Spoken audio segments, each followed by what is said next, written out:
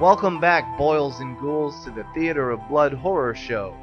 I'm your host, Tony. I am your host, Matt. And we're going to talk about our favorite horror film remakes. Yep, usually the blasphemous word. Indeed. Remake. I can't stand them. I hate them, especially when they're touching perfection. But every once in a while, you get something that turns out pretty good. And in doing the research for this, I said, well, we'll probably pick 3 or 4. That's about all there is. There's surprisingly more than I thought there were. Yeah, when you really stop and look at it. When you sift through all the detritus and finally get to the good stuff, yeah. That's right, folks. We're on a horror podcast, and I said detritus. Detritus. Thank you. Do you want to begin? Would you like me to begin? Let's start with the elephant in the room. Right. Because we're not going to we could devote a whole show to it, and I'm sure I'm going to take a wild guess and say he makes every show. He does. John Carpenter's The Thing is most likely and probably the best horror remake of them all. Absolutely. And it's too easy. Oh, go ahead. And it's from a fantastic film. Yeah. The Thing from Another World is amazing. It's amazing, and The Thing is even more amazing. And we've spoken about it before in our John Carpenter episode. I'm sure it'll come around again. And probably, if you ask, I'd say 85% maybe. Yeah. Or maybe even 90% of horror fans would say that is the greatest horror remake ever. And the special effects, the last of the groundbreaking, yeah.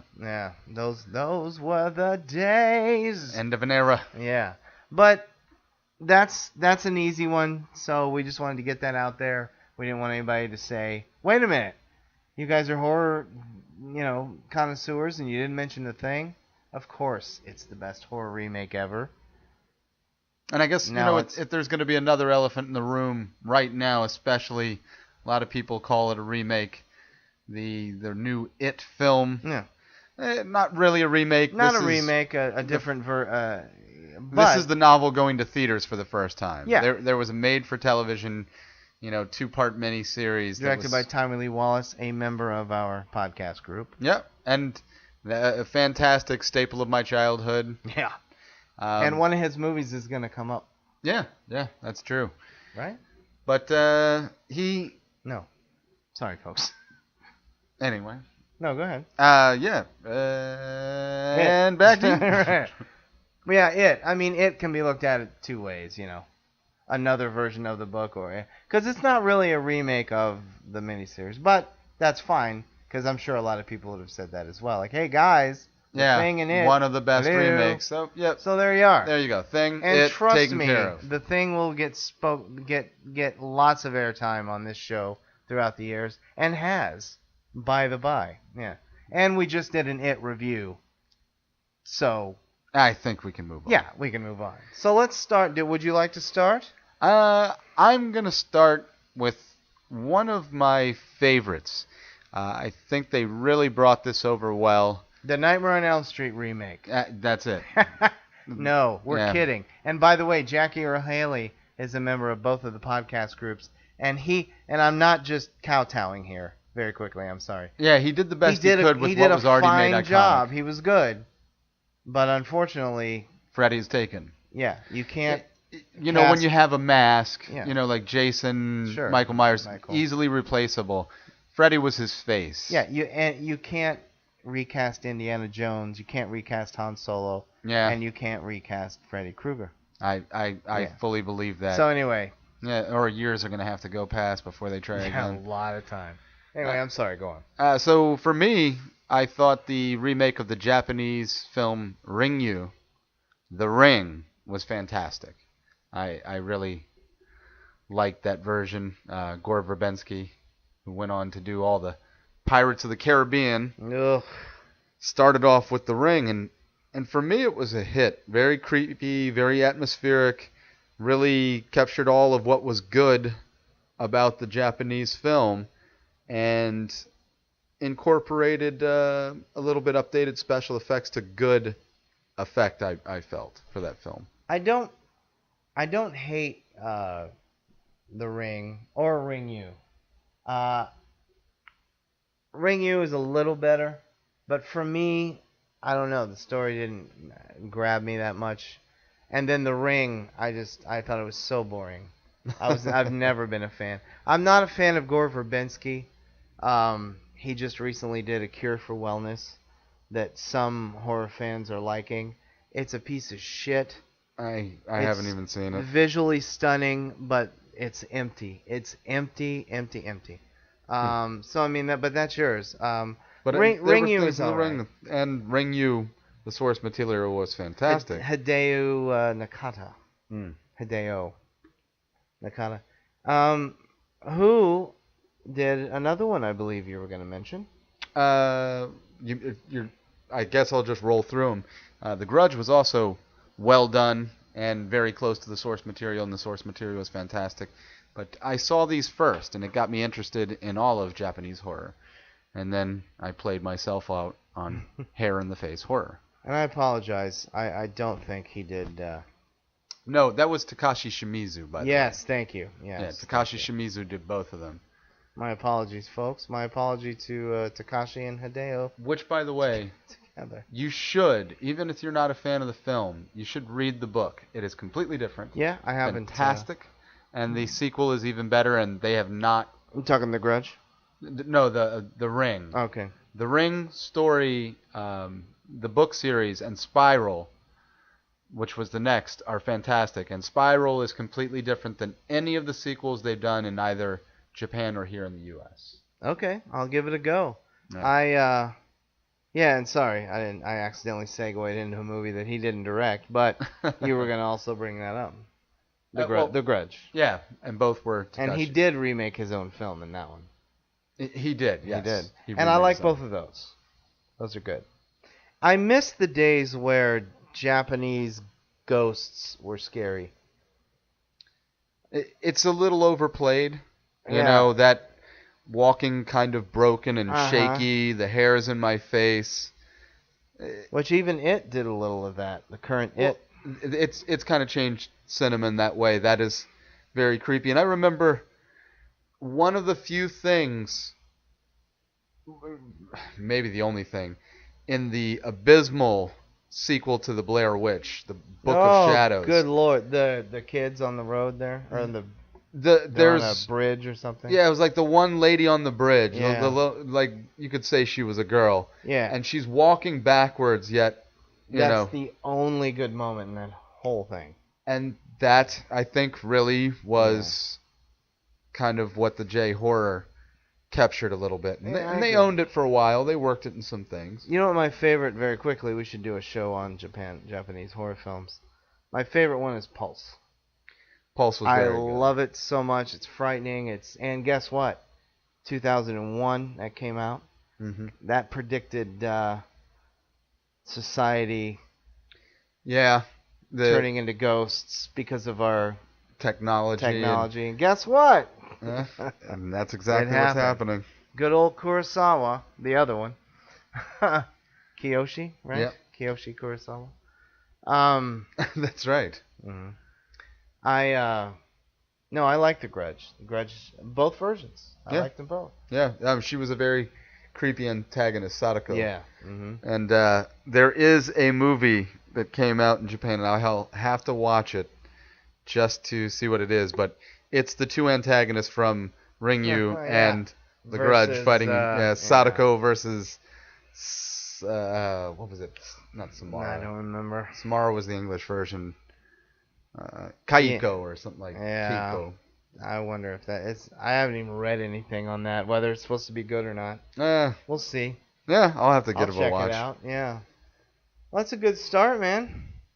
Um, I don't want to tip my hat too big yet, but one of my favorites, and I believe one of yours, is 1988 Chuck Russell, the Blob remake.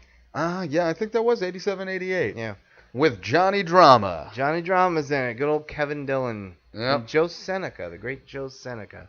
Matt Dillon's brother, and he plays pretty much that character He in does, Entourage.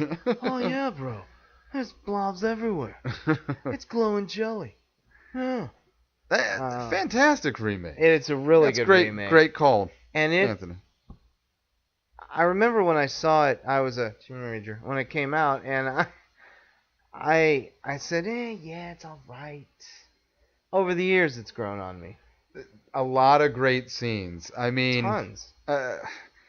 The boyfriend you think is leading up to be the main character, Yeah.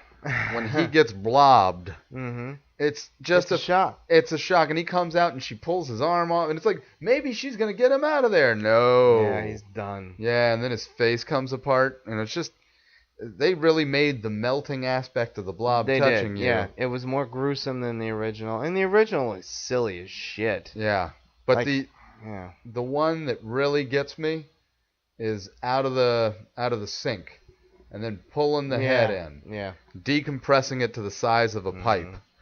And that was all practical effects. Yep. Yeah, I always admire the Blob. I think they wisely didn't go for tongue-in-cheek, but they don't go too serious either. Yeah. It's somewhere but in between. it's not one where it nods to itself. Yeah. Like, haha, we're being funny. Yeah, and characters aren't overwritten. It's just a weird situation, and it walked a fine balance, and I liked it. I thought it was entertaining. Yeah, absolutely. I don't remember if it did well or not, but it's not spoken of much. Yeah, and people remember the original because Steve McQueen is such an iconic person. But I urge you folks, watch them both back to back, and then tell me which one you'll watch again. Yeah. Which one actually has worth? I mean, The Blob is fun sometimes. If it's on Turner Classic, I'll record it and watch it. I'm like, I don't need to see it for another 10 years, you know? Yeah, but the remake is very, very good with Chuck Russell. I liked it. It was well cast, well shot, and I liked that the Blob was kind of glowing. I enjoyed that. Yeah, The Blob, 1988, directed by Chuck Russell, who directed A Nightmare on Elm Street Part 3, and A Hidden Treasure for Arnold Schwarzenegger, his Eraser. I like that. I like that movie, Eraser. Eraser, yeah. Good. It's not my top of Arnold, but it's Well, not no. my bottom. Yeah, exactly. It's a solid Yeah. Arnold movie, and there you go. Yeah. But yeah, The Blob, 1988. Check it out. Well, I guess for my next film, I'll talk about one that I love. I don't love it more than the original, but I love it. Dawn of the Dead, Zack Snyder. Dawn of the Dead, Zack Snyder. Yeah, 90. I'm your Ed McMahon. Yes, Dawn of the Dead, Zack Snyder. That was 2004. 2004. The fast-moving zombies, but still being true zombies, not like 28 Days Later. I really liked it. Thank you. They made it original in its story and way things play out, and a straight nod to the original in that they hide out in a mall. Right. So a lot of tie-ins to the original. And there's a store called the Galen Ross. Right. So they definitely play their proper tribute. Yeah. And the first 15 minutes of that film, that's some of the tightest horror in recent memory. Amazing. And I have never... I love the spread and how fast it was moving because it was fast-moving zombies. Overnight, shit hit the fan. Overnight. One night. There's no, like, over the past few weeks, this phenomenon's been going on. It's just like brink of extinction. Yeah, good morning, the world is ending because everybody's a zombie. And that's a world including your that's going daughter to end. and your husband. And that's a world that's going to end. Yeah. You know what I mean? Like, slow-moving zombies could possibly take us out. We could possibly fight our way back. Yeah. Fast-moving zombies, we're fucked. doomed. The end of that movie. Yeah. Nobody wins. Yeah. Well, yeah, nobody lives. Yeah. I mean, Um, they get to that little island, out of gas, out of food, and Johnny Cash starts up and the zombies attack. Dum, dum. Never really understood that, but it was kind of cool. Uh, no, that's a good pick, and I would have mentioned it if you hadn't. But I don't remember. It was I assume it was on the George Romero show recently. We were talking about it, Yeah. and I said yes, it's a good remake. It's a solid remake. I enjoy a lot, especially the opening, like you mentioned. And I like what they did with it, except fast-moving zombies. Even though they make it work, there's some good shots, some good gore.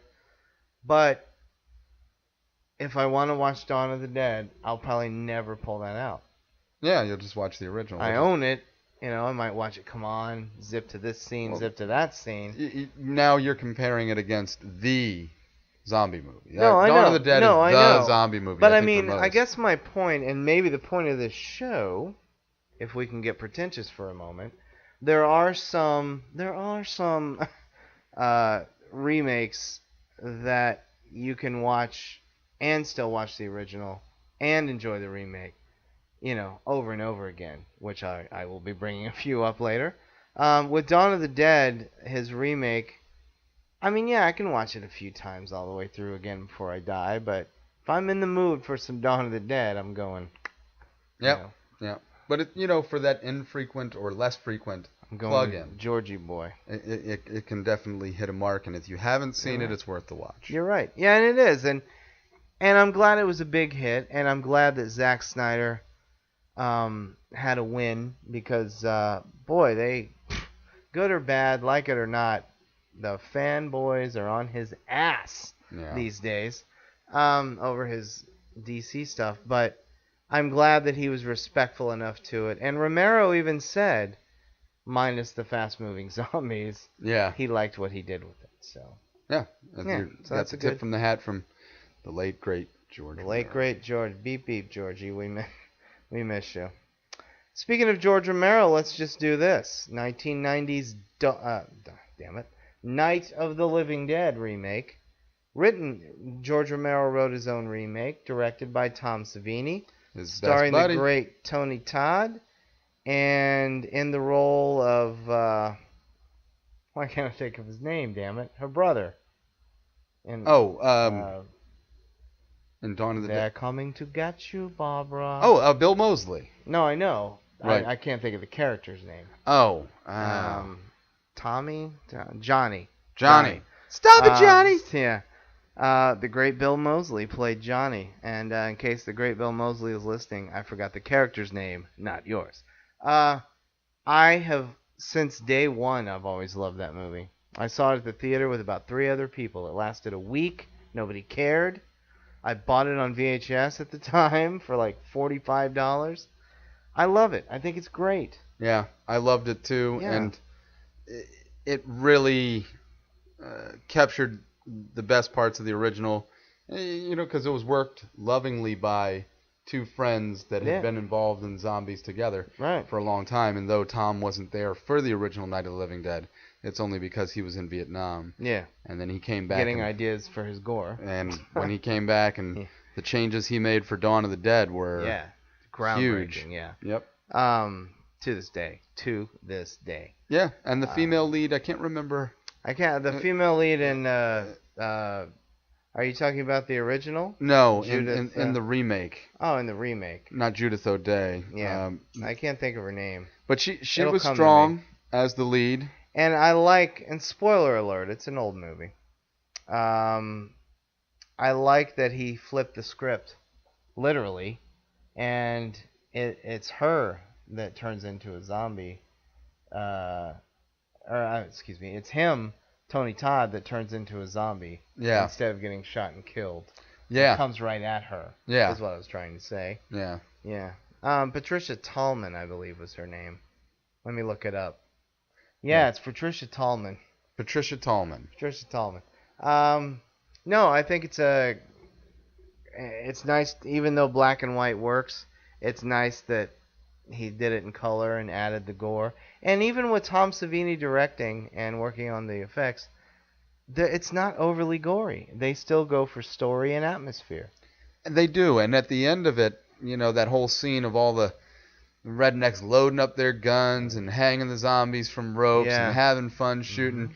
She's just like, wow, we're the real monsters. Yeah, exactly. And like, a true George Romero film, it Yeah, had a and if anybody else would have remade that, it would have had none of the wit or social commentary. agreed. And he kept it for a different era, and I think it works. I think it's one of the best remakes I've ever seen. And I'll stand by that, sir. I'll stand by it. I like the. I'm sure of it as the. I'm as sure of it as the turning of the earth. Well, if we're gonna talk about George Romero, let's stay on him. Let's do it. There's a remake. I do that all night. Yep.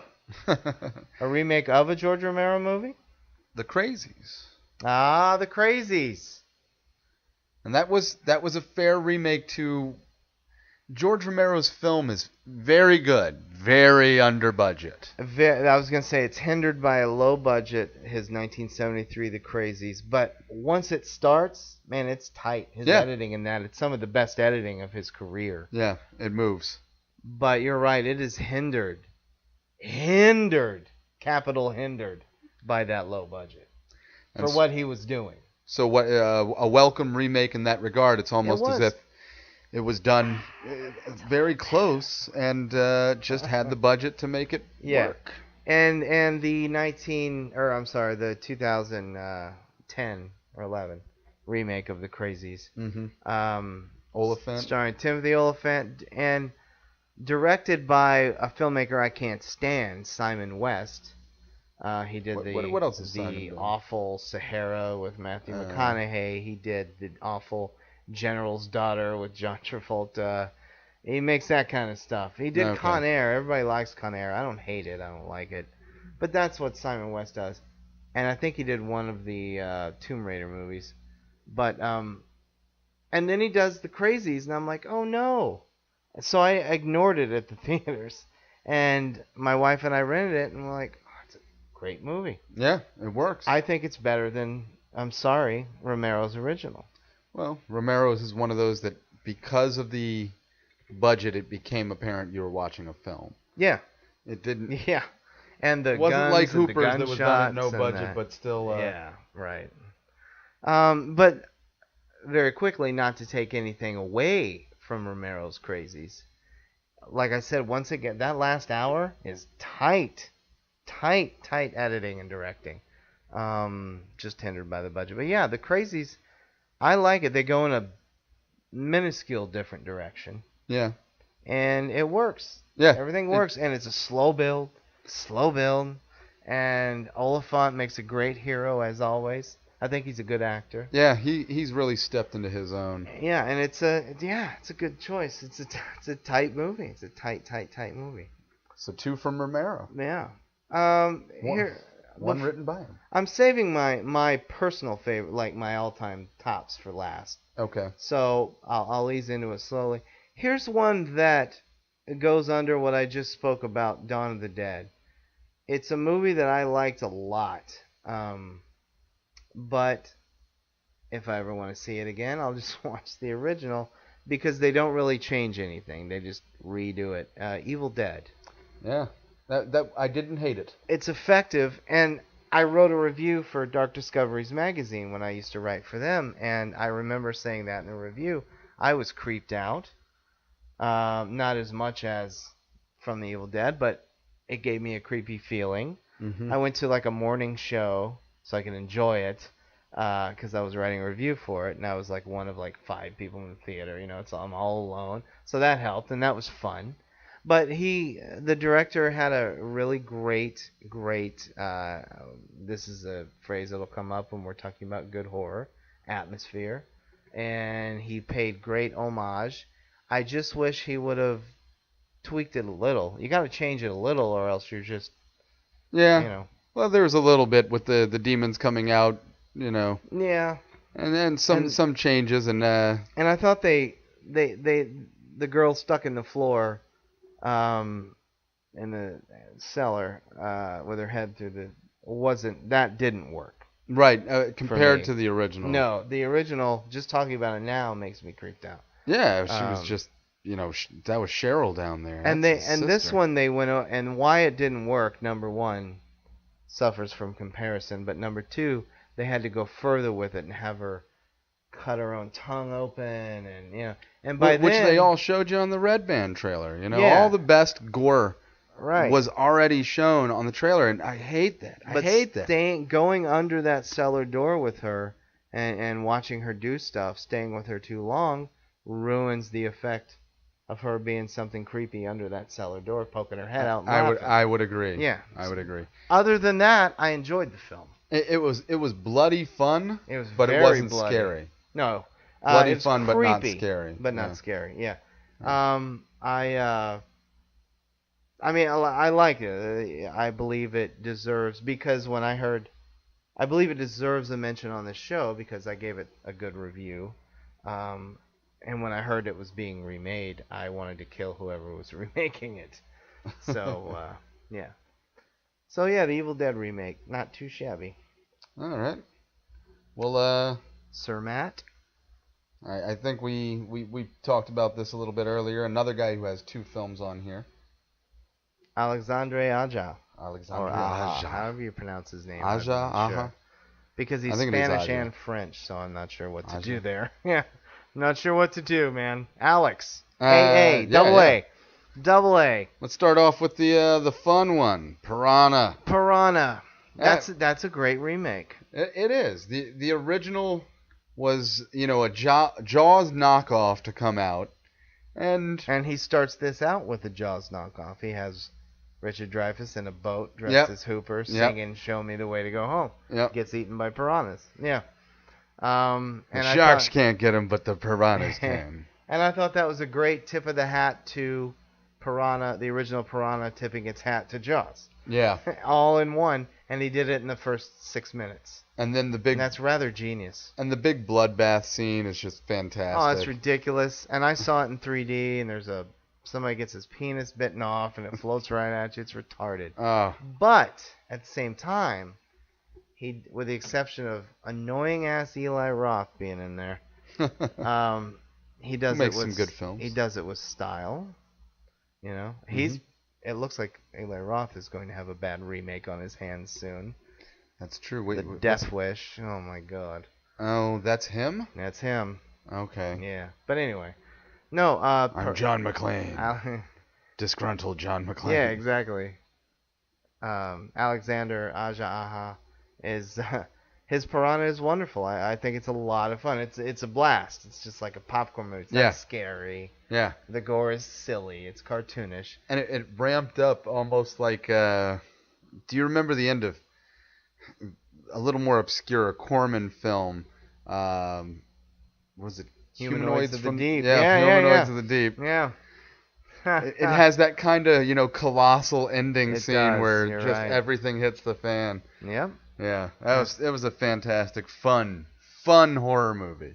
And for the gore hounds, the guys that like the blood and the guts, it's there for you. Yeah. And for the gore hounds and the guys that like the blood and guts, but with extreme style, Alexander Aha's other movie remake, which I think is his best film.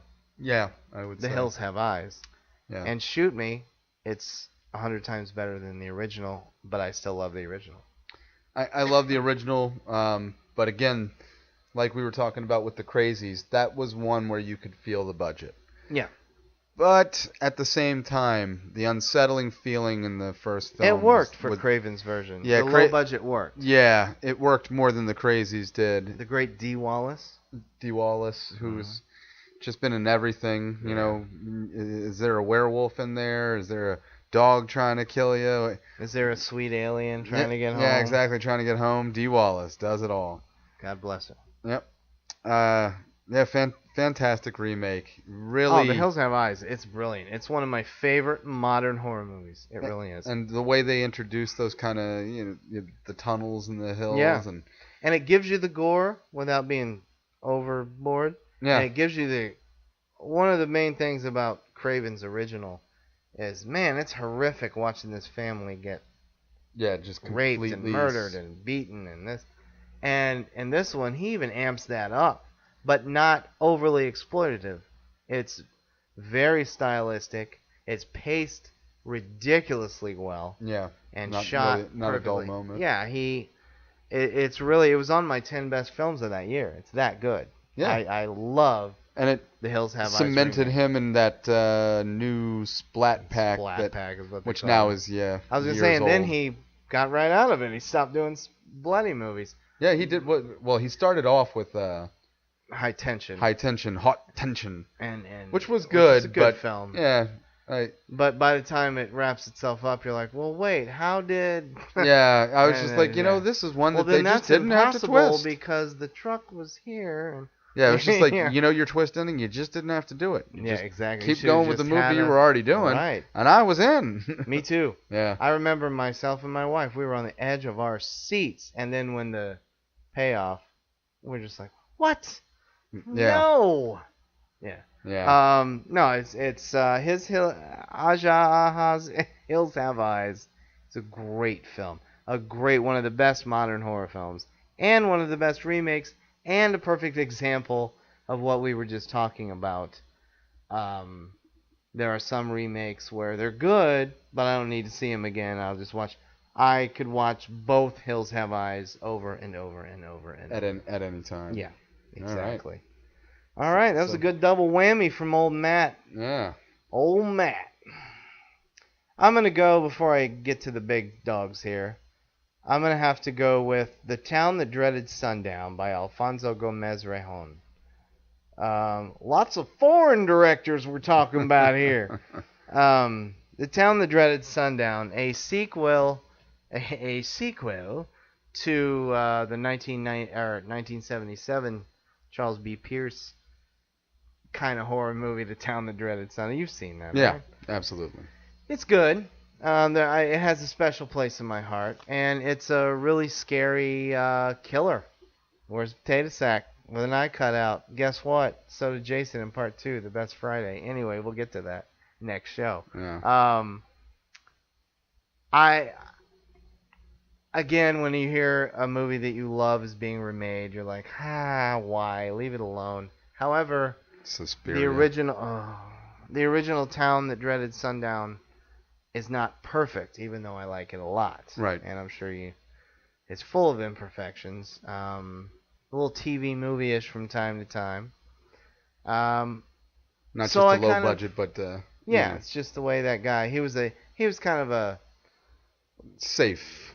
safe filmmaker. Charles B. Pierce. He did. I don't know. You probably don't remember. You weren't born yet. But he did all those movies. There was a slew of them in the mid '70s.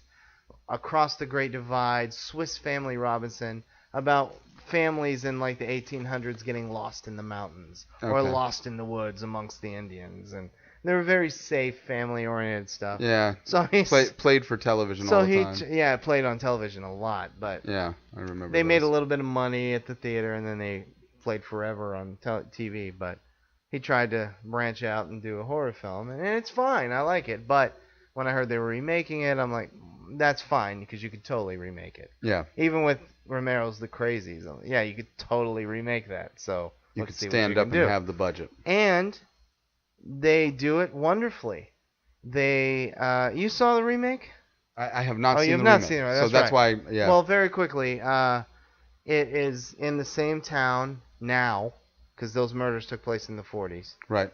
In the original film. So it's set now, 2000, I think, 12 or 13 is when this came out, maybe even 14. And there's a movie that has been made about it. They have a day to celebrate it so they can all, let's just, so we won't think about it. And then somebody else starts killing again in the style and dress and manner of the original guy. So the Wow. murders are happening again. And it's really well done. It's got some good tension in it. It's not a masterpiece, but it's really well done. I think it's a great companion piece to the original. It's a wonderful sequel. I own it. Definitely gonna have to check that I out. would be glad to watch it this Halloween season with you, sir. That would be fantastic. Fantastic. Well, let's get into it. So what? Let's go to the big finishes. Before we get to the big finishes, Well, I've got Why don't you go through a few years? I will. But before I get to the big finish, Maniac by Frank Halfun, a remake of one of the best sleazy horror films, and we had it on our sleazy horror film show. Maniac from 1980 by William Lustig, starring the late great Joe Spinell. Had that iconic video case cover. Yeah, it did. It's about a guy who makes mannequins out of real women. And the new one isn't that far off. It's a little deeper. And I think you won't hear me say that. Well, you'll hear me say this in a few minutes. They're equal. They're both great. I think. Yeah. I popped on I rented when it first came out. I rented Maniac and because it didn't play around here, the remake. I popped it on about half an hour in. I'm like, my God, if it stays this way, it'll be as good as the first one. And by the time the credits started rolling at the end, it's a great. I won't talk about it a lot. Or no, you did see this one. Yeah, I've seen Maniac. I was like, this is as good as the first one. Yeah. What do you think? It played. It definitely played. And Elijah Wood is fantastic. I didn't think he could pull it off.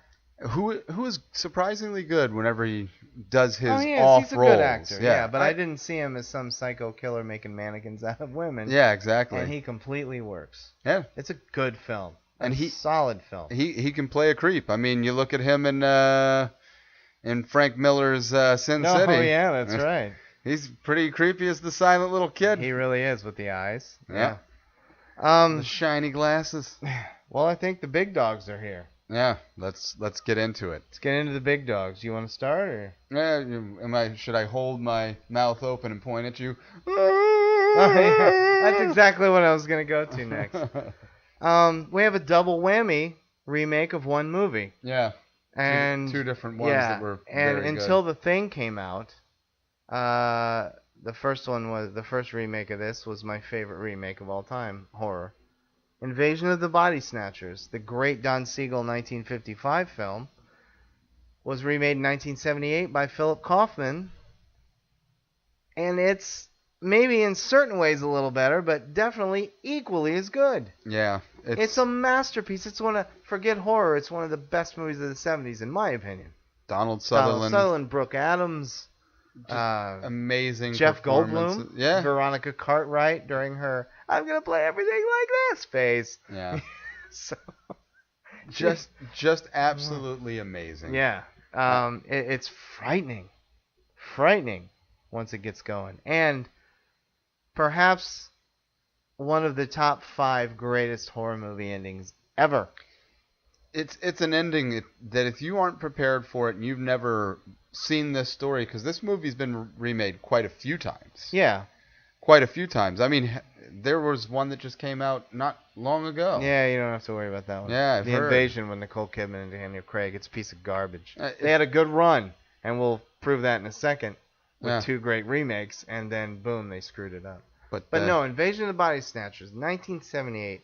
It's a great film. Talk about loving your source material and being respectful. This could be one of the all-time shining examples of that. Yeah. I mean, even up to the point where at the end of the original, Kevin McCarthy's running up to the camera. They're coming. Don't sleep. They're coming. Yeah. And if you remember, there's a point where Donald Sutherland and Brooke Adams are driving, and there's a bunch of people looking, and Kevin McCarthy comes running up to the car. They're coming, and you see all these people running behind him going, yeah. It's fantastic. And so much more. I mean, again, that's one of those movies that could get its own show. But it's just that iconic scream at the end. The great scream by, well, it's old, so we can say it. She walks up to Donald Sutherland. She's like, Matthew. And then he's like, oh, and the camera zips right into his mouth. Oh, it's fantastic. You know, you're not expecting it. You don't think it's going to happen. And it hurts you. It does. You're like, no, they got him. Yeah, it's like, no. Yeah. Yeah. Oh, it's fantastic. Yeah. Yeah. After all the awesomeness and his surviving, he didn't. And I don't know where you stand on this, but in my opinion, I didn't think if you remade Invasion of the Body Snatchers again, you could do it well. In 1993, in my opinion, Abel Ferrara, not known for horror, even though he's done 3, Um, Frickin' Body Snatchers. It was good. I loved it. It was one of my 10 best of that year. Yeah. Um, I was blown away when I saw that at the theater. I couldn't believe how good it was. Forrest Whitaker. Meg Tilly gets to do the big scream. Yeah. She's the first one to do it. That's when it all starts rolling. And it's a slow build. And then once she does that scream yelling at her family Yeah. to get them, not yelling, but she's a pod person. Man, it doesn't stop. It doesn't stop. Yeah, very fast paced. It's got one of my favorite shots ever in movie history. They're in the helicopter getting away, and the base is blowing up underneath them. And her little brother, she doesn't know he's a pod person, and he starts attacking her, but he hasn't made a noise yet. And then she has to throw him out of the plane. And on the way down, he's pointing and screaming the scream at them. All the way down to the fire. Yeah. Oh, it's a great, great movie. Yeah. I mean, Invasion of the Body Snatchers, 55, 78, Body Snatchers in 93. I'm like, man, not in movie history have they had such a great run. And then in 2005, they just blew it with The Invasion. Yeah. But that's not what we're talking about. We're talking about the good ones. And this could be the only movie, the horror movie remake history, that has two great remakes. Yeah, 2 out of 1 film. Yeah, 2 from 1 movie. Yeah, because there have been several horror films that have been remade multiple times. Sure. Now, but the only successful ones. I'm in my biggies. I mean, I know what's coming up. You know what's coming up. I'm going to say one of them. All right, go ahead. I mean, this may be considered the best. So hopefully I'm not taking the After biggest. The Thing. After The Thing. Yeah, what? Well, I think The Thing, but Cronenberg. What film? The Fly. I hate that movie. That's not true. Are you kidding me? Come on. Jeff The Fly. Goldblum. Jesus. We talked about earlier. And this is also one of the rare cases where it is better than the original. 100 times better than the film, the original. The original's hokey. And it's hokey, but it works. And you know why it works? Vincent Price. Yeah. Well, I love Vincent Price. He can in almost elevate everything he any does. B movie, and he did it a lot. Yep. Just like he's elevating Stranger Things trailer right now. That's right, yeah. That trailer plays I because tell of Vincent Price's words. It's in our banks. We're doing a Vincent Price show. Oh, have to. We'll try to get to it this Halloween season. I don't know if we will, but I still remember when Vincent Price used to do Mystery. He did Mystery, on PBS, and I remember he did before the Clue. Diana Riggs, right? Yeah. She took over. Yeah. And when I was little, he did the Clue commercials. Yeah. Yeah. Anyway, I'm old. I miss that old cuss. Anywho, what the hell movie? The Fly. A true master of horror there. Oh yeah, he is. Vincent Price. He's when you think Peter horror Cushing, actor, you think of Christopher Lee, you think of him. Yeah. Yeah. Definitely. Yeah, we have to do a Price show. Yeah, Vincent Price makes the list. But The Fly, The Fly, yeah, it's 100 times better than the original, and they change it completely. And Cronenberg is the best at body horror. That's his thing, and that is his ultimate movie of the manifestation of what's inside coming out. Yeah, that's about as clear as it gets. And he makes it pretty clear. Videodrome and other films, he definitely likes his body horror. He does. He's the guy. The Fly, the story, the romance to Gina Davis. Yeah. That was great. It was very well written. Yeah, and they had a good on-screen chemistry. Which led to an off-screen chemistry. Yeah, exactly. Yeah. And that was the first time. And they looked so much alike. They kind of did, didn't they? They had the same hair, the same thing. Yeah, almost like a Jerry curl from yeah. Just Let Your Soul Glow. Right. No, The Fly is a great film, and the effects are ridiculously good. And I tell you, it still gets me to this day. The final moment when he's pulling at her, and he's Jeff Goldblum, and she's screaming. He's trying to pull her into the machine thing. Yeah. She's screaming, and the camera's moving, and Howard Shore's great score is blaring, and she's just screaming at him. And it's Jeff Goldblum, it's the actor, and he's moving her along. Yeah. And she reaches up, and there's a quick cut because we have to, and she's pulling at him. She's like, no. And she pulls his entire Jeff Goldblum off. Yeah.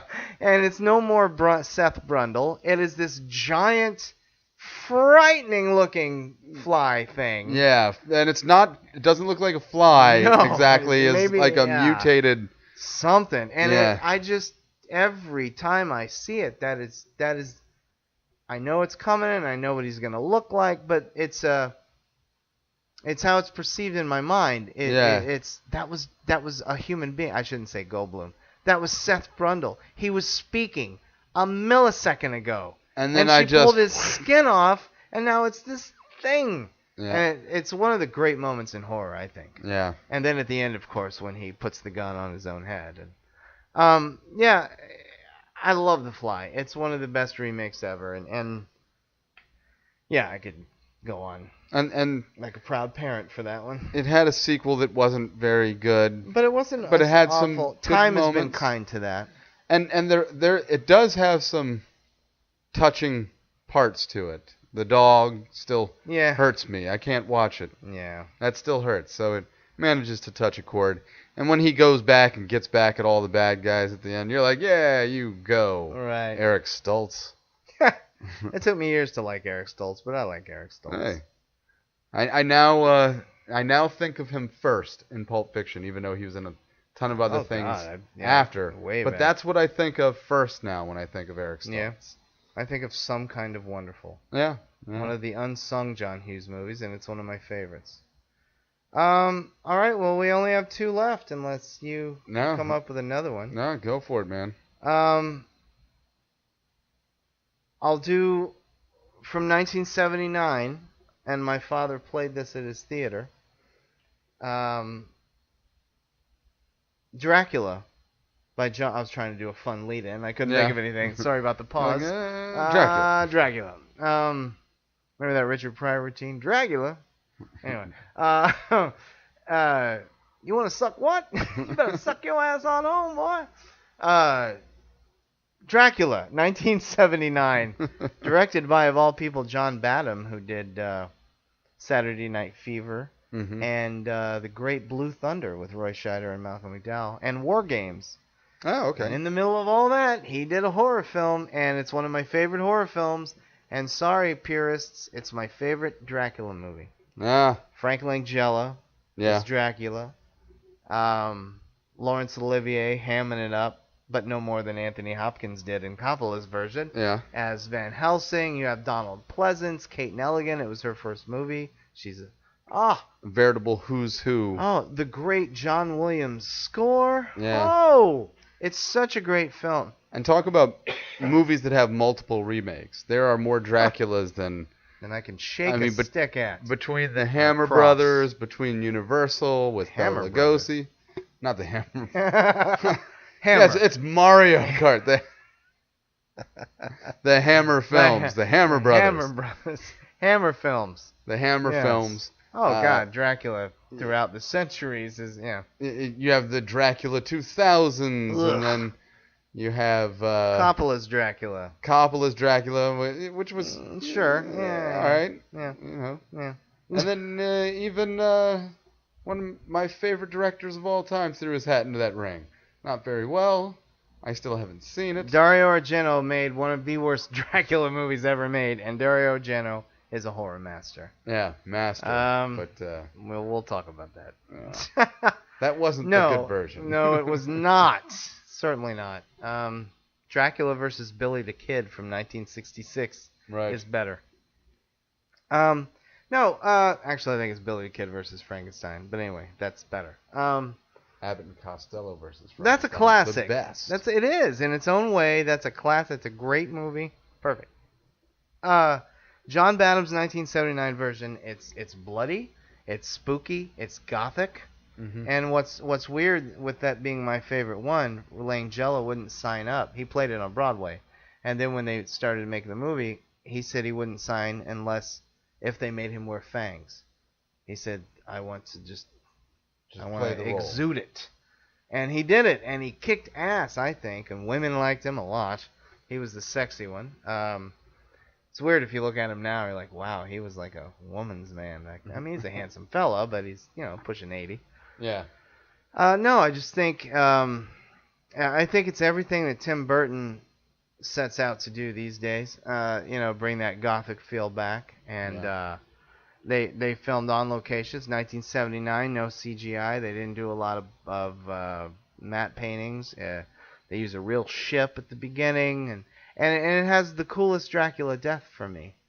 He's on a ship at the end, and he's getting ready to kill everybody, and it's sunrise, and he's underneath in the floorboard, the right. bows of the ship fighting, and they put a hook on him and hoist him up, and he's on the hook way up at the top of the sails, the tip, and he's screaming. I mean, screaming. Langella killed it, and he's just peeling away and burning alive. It's fantastic. Yeah. It's a great film. I love it. It's always been. It's one of my favorite horrors. It's my favorite Dracula, and one of my favorite remakes of all time. It's a fair Dracula telling. And I'm not taking away from Christopher Lee. Or Bela Lugosi's. Or Bela, yeah. Bela is Dracula. When you think of Dracula, I think most people think of his face. Yeah, first. Definitely. But Christopher Lee has my heart as Dracula. But as far as all the movies go, and Langella has my heart. But I think, who knows with the younger generation. But anybody from our generation or before, if you say Dracula, it's Bela Lugosi is the I first think thing that even the younger generation.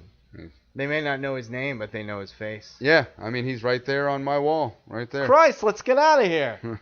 Yeah. And so what's your big finale there? Well, Ant? Keeping in mind that The Thing is my favorite remake of all time. I know what it is. It's Black Christmas. Oh, Jesus. I didn't even bother watching the... Oh, God. Yeah. Is it bad? Oh, it's terrible. It's terrible. But I did watch the remake. Excuse me, everyone. To When a Stranger Calls. Yeah. And that's one of the worst things ever. It's in a glass house. Yeah. It's a glass house. And the killer's like right away. He's Tommy Flanagan from Sons of Anarchy. Yeah. He's Chibs. And he's just running after. He's just running after. He's like, here I am. Hello. You're in a glass house. It's terrible, man. I'm not hiding anywhere. I watched the whole thing. It's an awful movie. And why he even bothers calling. It's a glass house. There she is. Go get her. Anyway. Probably my second favorite, again, Thing, pretty much for you two. Pinnacle. Yeah. We want that out there, folks. It's the pinnacle of horror movies. Yeah. Period. Paul Schrader's 1982 Cat People. Yes. Are you a fan? We've never discussed this. I wasn't. What a better place. I wasn't the fan you were. Okay. I don't dislike it. Yeah. But I remember in my youth being like, this isn't scary and not even close to scary. It's not. And it doesn't play scary. for scares. No, it doesn't play for scares. And that was my problem in my childhood when I was, searching for the blood, gut scares and monsters. You get a little bit of gore. Little bit. Yeah. You get a lot of naked Nastasia Kinski. And that's great. I mean, like I said, I didn't hate it. I'd watch a Transformers if it had that in it. For me, Paul Schrader's Cat People, of course, it's an allegory and all these things, but it's also a solid horror remake. The score is phenomenal. Everybody knows the big David Bowie theme song that's been used in 2 or 3 movies since, especially in Glorious Bastards. Putting out the fire with gasoline. And, I mean, the Giorgio Moroder's score is very 80s creepy. Yeah. Lots of synthesizers. But the story, they keep the story pretty much the same. Yeah. Roll it close. Yeah, Alan Ormsby to the bone. Co-wrote it. Schrader, Paul Schrader, wrote and directed. But Schrader back then was filming everything in the European style, and everything it's just beautiful to look at. If American Gigolo was his Giorgio Armani movie, this is his canvas of beauty. I mean, New Orleans has never looked more beautiful and creepy. As it's never looked as dirty as in Candyman. Yeah, wasn't Candyman's Chicago. Oh, you mean Candyman 2 was New Orleans. Was the first one not? First one's in Cabrini Green, Yeah, Chicago. you're right. Yeah. But Nastasia Kinski gave an Oscar-worthy performance. Malcolm McDowell as her brother Incestuous, yes, but for a reason. Hmm. She's in love with John Hurd. She's a member of his tribe, descendant of the tribes that he came from that mated with Black Panthers. If you get sexually aroused, you turn into a Black Panther and eat whoever you're with, unless you're with one of your own. Then you don't turn. Ergo, that's why he wasn't being incestuous to be incestuous. He He just was didn't trying want to to eat save somebody. people. Yeah, exactly. And he even says that. He tells her, that she says something about I'm not. She says I'm not like you to Malcolm McDowell, and he says that's the lie that will kill your lover. You know. Yeah. I mean, he gets evil, but he's just trying to save people inherently Yeah. and be able to mate because he can't Yeah. because he kills people. And we see that in a couple of examples. He gets a hooker and he meets a woman at a cemetery. Ruby Dee is wonderful in a small role as his housekeeper person. Ed Begley Jr. and the great Annette O'Toole, the late great John Hurd, I should have said, who died this year as well. It's just a great movie. I think it is creepy. It's not scary, but like you said, it's not played to be scary. Right. It's artsy, much like Tony Scott's The Hunger. Yeah. It's I'd an say artsy horror film. Of the same pulse. That's a good exactly. comparison. And I love it. I love every minute of it. It is erotic. It's erotic. It's creepy. It's brilliantly directed. The acting is wonderful, I think. It has atmosphere for days. A horror movie set in New Orleans. How can you falter?